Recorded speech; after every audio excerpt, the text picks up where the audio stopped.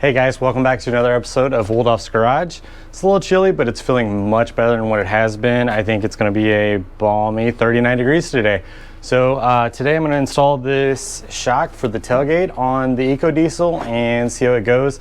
I've kind of seen mixed reviews, so I kind of want to check it out and see how it does. So stay tuned.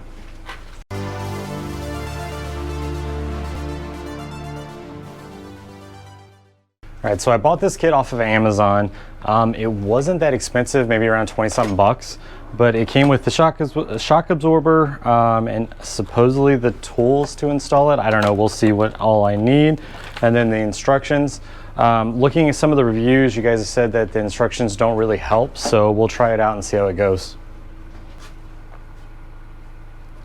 So the first thing it says to do is I have to adjust this so that way this washer is 3/4 of an inch from the top. So let me go find a ruler or tape measure.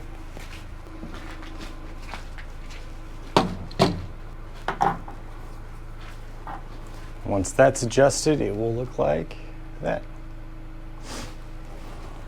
All right, so they give you the Allen wrench, but you also will need what they say is a 10mm wrench to go along with it.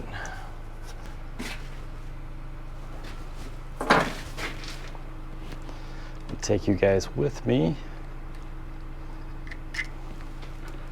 So where it shows this this bolt going, this one here is going to be down here. It says it's on the driver's side next to the pivot point on the tailgate. So there's a pivot point. There's where the bolt's going to go.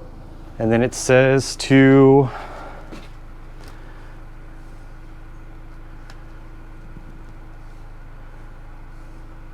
make 9 turns, and then after 9 turns, if it's still loose, you can tighten it 1 to 2 more times, but do not over tighten. Because it says if you over tighten it, then it'll strip the threads and then it won't be usable. So let's see how it goes.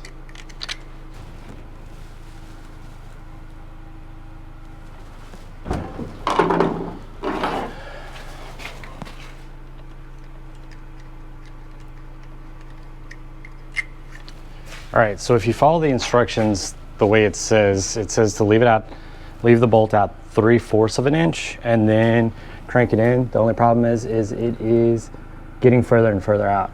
So if you guys can see the issue there, what is going to end up happening, move all this stuff. So whenever you go to close the tailgate, you're gonna bust the tail light. So that's not really gonna work. So let me try something else.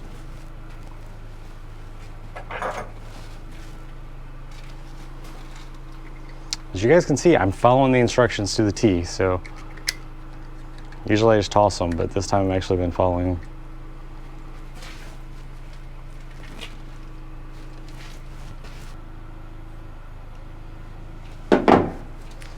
It's on, but I'm not too hopeful on this. Let's see how the rest of it goes. Okay, so that makes a little bit more sense. So it says remove the nut and then install this. So let's see if that clears up a little bit of room.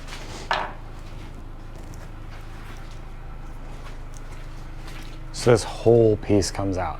So that makes me feel a little bit better.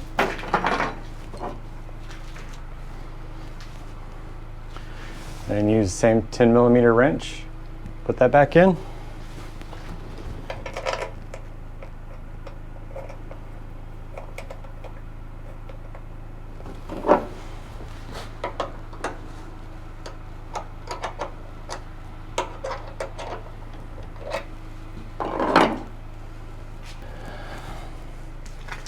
It's not a 10mm wrench, so I will be right back.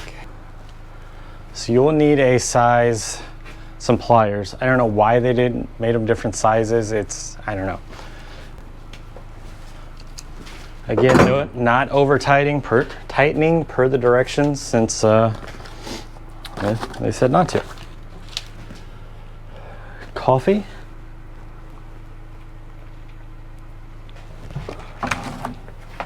All right, but with just that ball in there, it is closing. It looks like there's going to be a little bit of space, so we'll see how it goes. All right, so next it says remove the bolt here.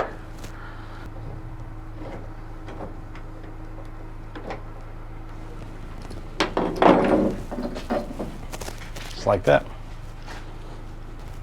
Then next it's got this plate here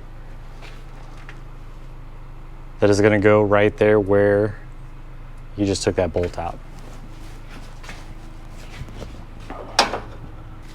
All right, then it says use a hammer and a punch to flatten the limiter. So let me show you what that means.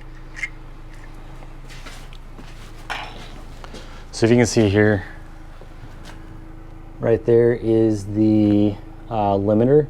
So what it does is it doesn't allow the cord to move so far. So what you'll need to do is take a hammer and something flat to flatten that out so that way the cord can move freely.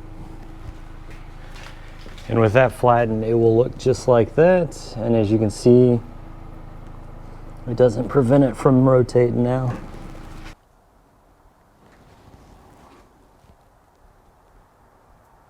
All right, then they give you what they're calling a cable clip. And it says to measure down the top of the cable 3.5 inches, and that's when you're going to put this on with a pair of pliers. Now it says from the top of the cable and not from the top of the bolt. So I'm assuming that's what we're going to do now. It says to put the cable guard on with a pair of pliers like that. The only problem is it's going to mess up your wire. It's all jacked up now. So yeah, I don't know. We'll see how it goes. So it comes with this as well. This is to help protect the paint. It's just a clear, basically piece of plastic that goes on the two places. And then whenever the wires rub, it doesn't rub the paint off. And then since it's only got one and they want you to put it on two sides, you've actually got to cut it down to size so that way you've got two pieces.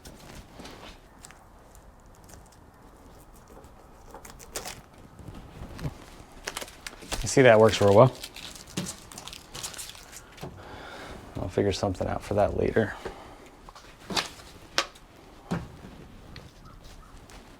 All right, it says that the bigger end, which is going to be this one, goes at the top, and then this one goes down at the bottom. So let's see how it goes.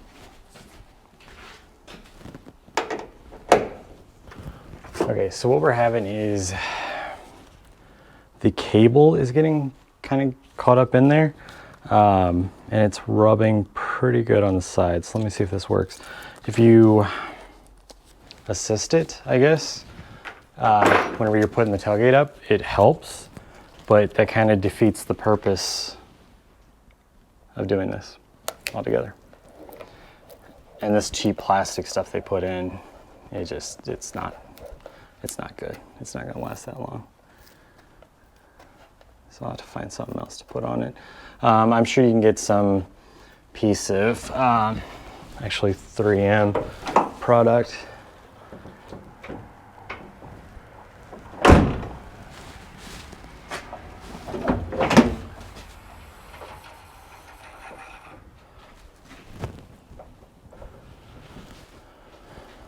Okay, so the reason I did this was like newer trucks, things like that. The reason I did this is newer trucks, things like this, they have the assist tailgate. So what'll happen is whenever you go to put the tailgate down, it doesn't just slam down. The 16 Ram 1500 does not have that feature. So whenever you let the tailgate down, it just slams. So they make an aftermarket shock that you can put on it. So that's what I did here today. So that way, whenever you let the tailgate down, it does that instead of just slamming down. Only problem is the quality doesn't seem the best, and I'm not sure how long it's going to hold up. So we'll see how it goes. I'll give you a over time, I guess, to kind of see how it holds up. The one problem that I've seen, and I'll grab you guys so that way you guys come over here and see it.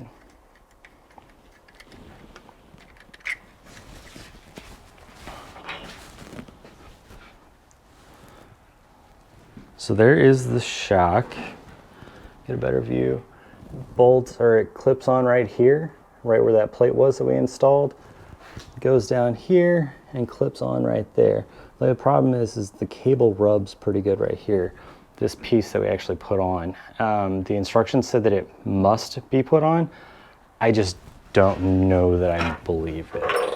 So what'll happen is, let me see if I can get a good shot here. Whenever you go to close it, it pushes the cable over to the side of the shock, which leaves very little room for that piece that it had us install.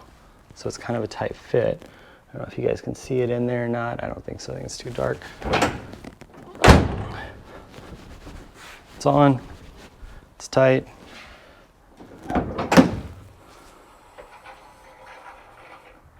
And it does its job for the most part. I was reading on the reviews, they said that what they had an issue with is right here, this piece would actually break off. So we'll see how long it lasts before that happens. I might be keeping the rubber stop so I can put it back on. But I mean, for the most part, it's doing its job. All right, guys, that's another episode of Woldolf's Garage. Hope you guys enjoyed. I'll give you guys an update on how it goes, if it ends up breaking on me or if it lasts for a while. So check me out next time and see what's going on at Woldolf's Garage. Bye, guys. Have a good day.